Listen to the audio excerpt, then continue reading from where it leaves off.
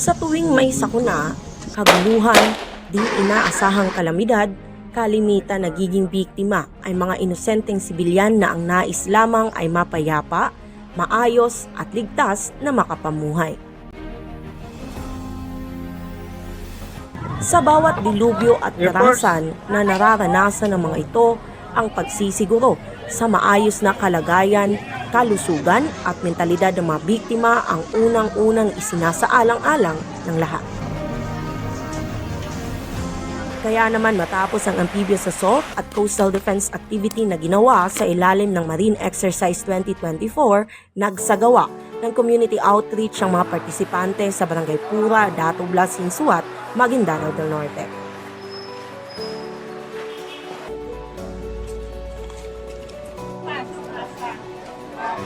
As we gather here today in Barangay Pura, Dato Blas, Hinsuat, Maguindanao del Norte, for the community relations activity, I am deeply humbled and honored to witness the spirit of generosity and compassion that fills the air.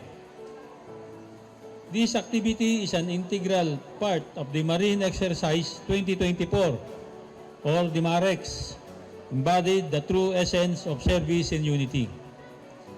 I wish to express my profound gratitude to the local government unit of Dato Blas, Hinsuat. Your unwavering support and cooperation have been pivotal in making this event a reality. Your commitment to the welfare of your constituents is truly admirable, and it's through such partnership that we can effect meaningful change in the lives of our Bangsamoro brothers and sisters. I also extend my heartfelt appreciation to our partner stakeholders. Your support and dedication have been instrumental in organizing this significant endeavor. Your generosity and readiness to extend a helping hand embody the core values of empathy and compassion that define us as a community. Today, as we unite to provide free basic social and medical services to the less fortunate families in this area, we are not merely offering aid. We are fostering a sense of hope and empowerment. By extending our hands, we reaffirm our commitment to peace, development, and inclusivity. A really heartfelt thank you to your community, the graciousness that they've extended to us in Mindanao. Your warm welcome and your support have been instrumental to our joint success, and the hospitality that you've shown to me and my Marines is something that we'll remember for the rest of our lives.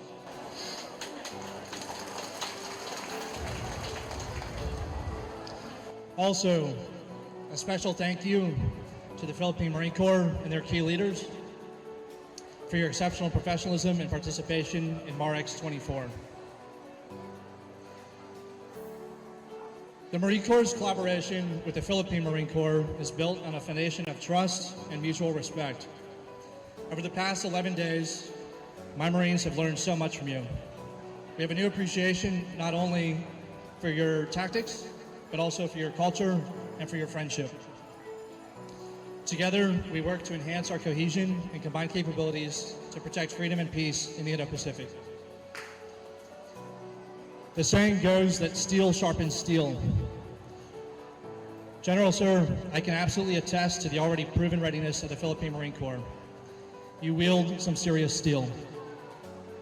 Anyone who would threaten the livelihood of the Philippine communities by ignoring their sovereignty will find a tough and tested force ready to defeat them. The United States Marine Corps' presence here goes just beyond training. It's about offering reassurance. We are ready to answer the call. Those same adversaries will also find United States Marines standing shoulder to shoulder with our Filipino counterparts. We would count ourselves privileged to fight alongside you. The United States Marine Corps is proud to contribute to enduring regional stability so that your community can thrive in a safe and open environment. Together, we will continue to build a stronger, more resilient future for all. Thank you for your incredible hospitality and your partnership. It is our honor to serve alongside our Filipino brothers and sisters in this shared mission. We can move forward with confidence knowing that together we're building a better tomorrow. Thank you. Aliw na aliw naman ang ilang US Marines habang nakikipaglaro ng basag palayok sa mga kabataan.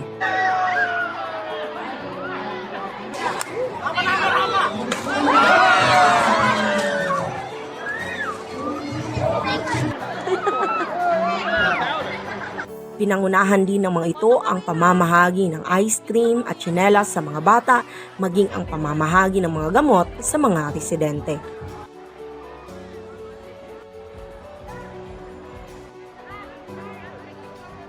Ang ilan sa mga residente hindi na napigilan ang lumapit pa sa mga bisitang US Marines habang game na game naman ang mga ito na makipag-usap at magpa-picture sa kanila.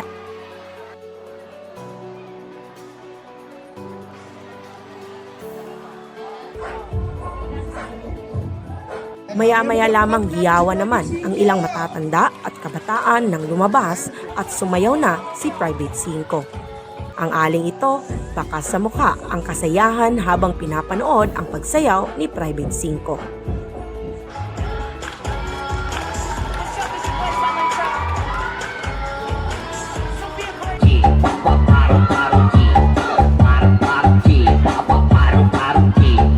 I would like to take this opportunity to acknowledge the significant support of our United States Marine Corps brothers. Their participation in this event underscores the strong bond and shared values between our nations. The importance of collaboration and cooperation cannot be overstated. It is through our collective efforts that we can address the challenges our communities face and pave the way for a brighter future for the coming generations. Together, we can make a tangible and lasting impact on the lives of those in need. As we partake in this activity, let us bear in mind the power of kindness and compassion. Let us continue to work hand in hand, shoulder to shoulder, to create a world where no one is left behind. Sa isinagawang aktibidad, nakabinipisyo ang daan-daang mga residente sa mga programang handog ng MAREX 24, katulad na lamang ng libreng gupit, libreng check-up, dental check-up, libreng tule, libreng ear cleaning, alis-lisa, at libreng gamot.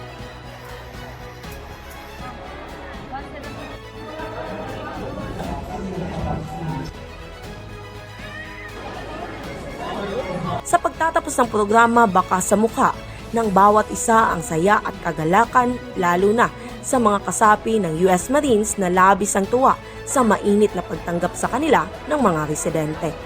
Ayon pa sa kanila, kung bibigyan ng mga ito ng muling pagkakataon ay pipiliin ulit ng mga ito na makiisa sa programa ng militar sa lalawigan ng Maguindanao del Norte.